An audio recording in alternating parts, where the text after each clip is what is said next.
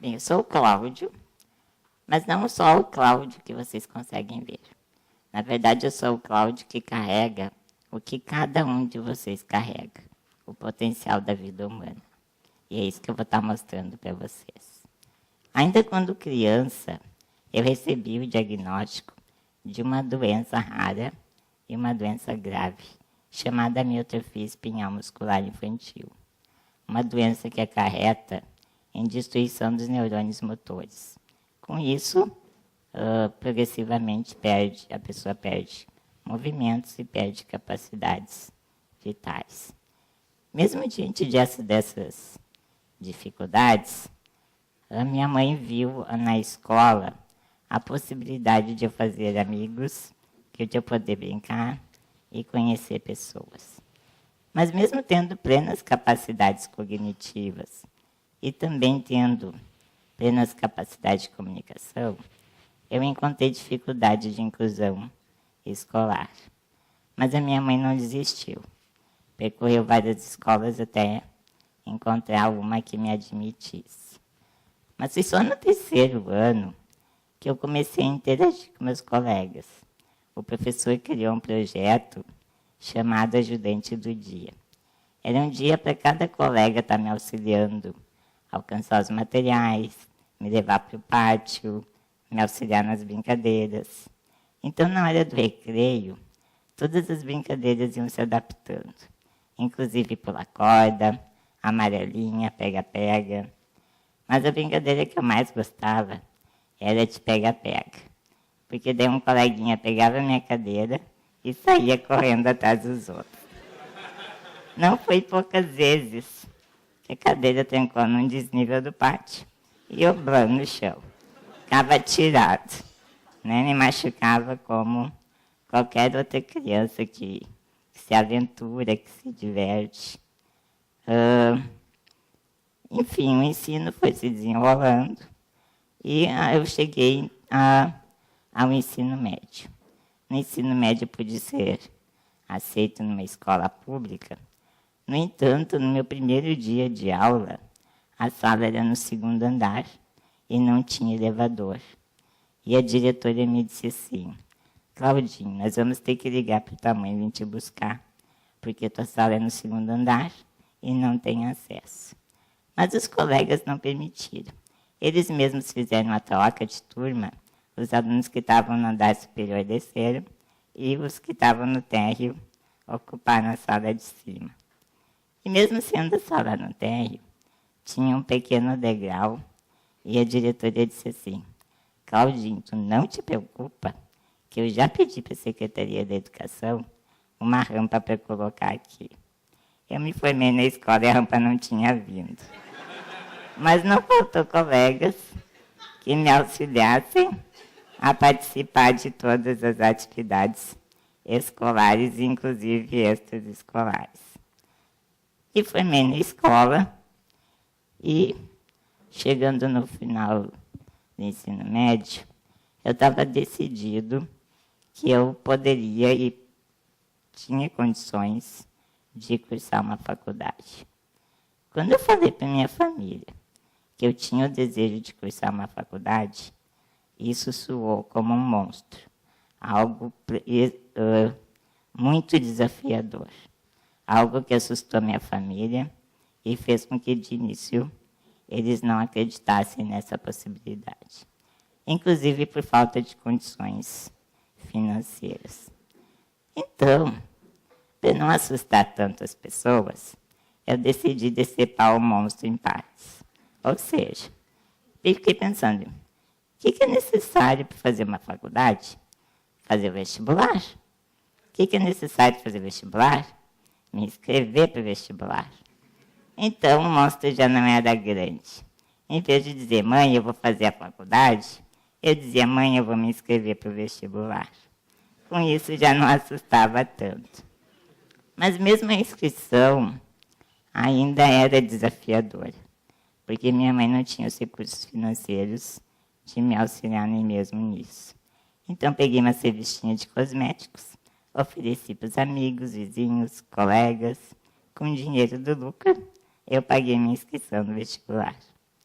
Fiz a prova. Quando saiu meu nome na lista dos aprovados, fiquei imensamente feliz, inclusive porque fui o único aluno da escola pública onde estudava a passar no vestibular, mas, ao mesmo tempo, fiquei muito apreensivo, porque eu tinha poucas horas para me matricular, senão a vaga passaria para o suplente. Perto das horas de terminar, uma amiga da família chega em nossa casa, diz que viu meu nome na lista dos aprovados e oferta o valor da matrícula. Minha mãe, de início, resistiu na aceitação, porque ela não teria como pagar as demais mensalidades. Além disso, as prioridades da família eram outras. E eu dizia, ai, mãe, aceita. Um passo de cada vez, né? Ela me cutucava e dizia, deixa de ser cara de pau, guri. Mas eu teimei e ela acabou aceitando. Fui e fiz a minha matrícula. No mesmo dia que eu me matriculei, eu escrevi uma carta para o Poder Público Municipal, pedindo transporte, já que não havia ônibus acessível. O Poder Público concedeu o transporte, achou mais viável um transporte que me pegasse em casa, ao invés de adaptar todos os ônibus da cidade. Então, eu tinha tudo o que eu queria. Estava matriculado, tinha transporte, bastava eu aproveitar a oportunidade. Chegando no final do primeiro semestre, o reitor liga para nossa casa e pede uma audiência com a minha mãe. A minha mãe desliga o telefone e me diz assim, viu o que tu fez, guri? Agora meu nome vai para o SPC, vai para o Serasa. Vamos ter que penhorar a nossa casa para pagar essa dívida.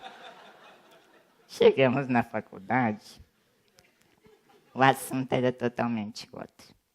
O reitor disse assim, Dona Elisa, quando seu filho se matriculou na nossa universidade, nós ficamos muito apreensivos, porque como que uma universidade iria dar conta com um aluno com tantas limitações? Então, ao meu pedido, os professores exigiram dele ao máximo, que era ou para ele desistir logo do início, ou provar que teria competência de cursar até o fim, porque a profissão que ele escolheu tem toda uma ética envolvida, né, que lida com seres humanos, e ele precisava demonstrar essa competência. Então, para nossa surpresa, Dona Elisa, quanto mais se exigia do Cláudio, mais ele correspondia. Quanto mais se exigia, mais ele correspondia.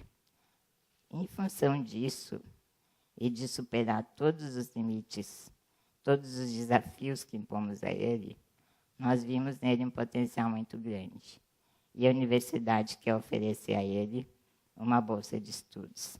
A senhora aceita, Dona Elisa? Óbvio que minha mãe aceitou. Ficou emocionada. E eu comecei, então, a continuar meus estudos. Chegando na metade da graduação, eu comecei a sentir dificuldades de escrever. A minha doença estava se agravando, eu sentia a caneta mais pesada, o movimento do caderno eu já não conseguia fazer mais. E saber que em pouco tempo eu iria perder a capacidade de escrever como as outras pessoas. Então, eu precisava me antecipar. Eu precisava achar uma estratégia de eu continuar escrevendo. Fui buscar nas tecnologias algo que pudesse me apoiar.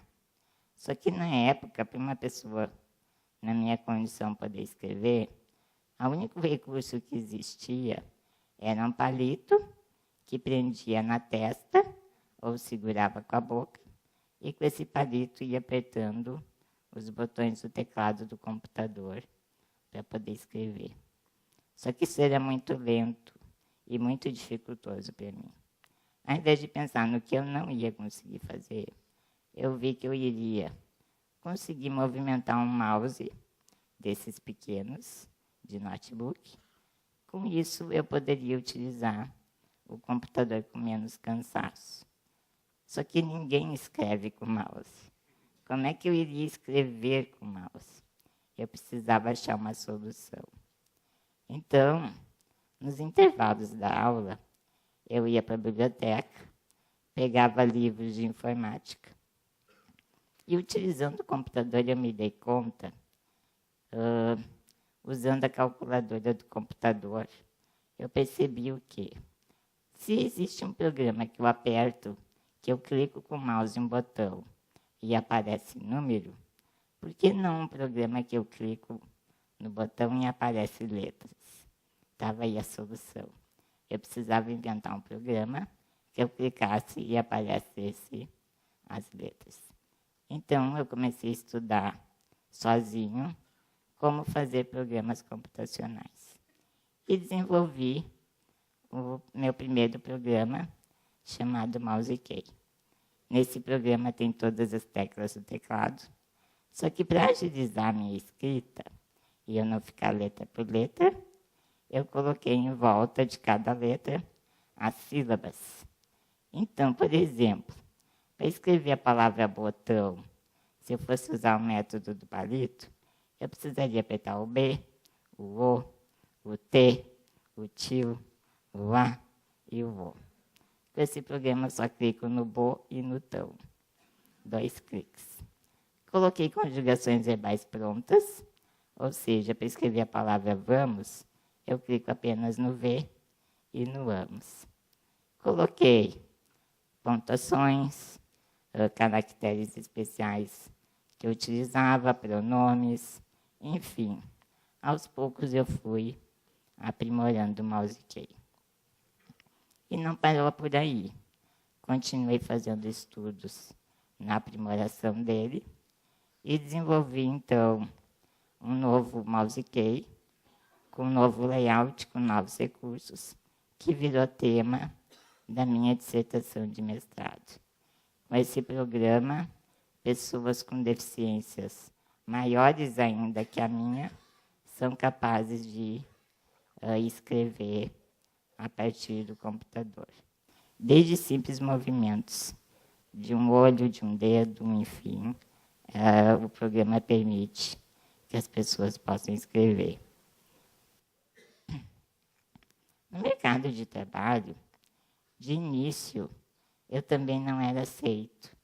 Mas para conseguir entrar na competitividade do mercado de trabalho, eu optei em fazer diversos estágios voluntários e acadêmicos para adquirir um currículo mais extenso.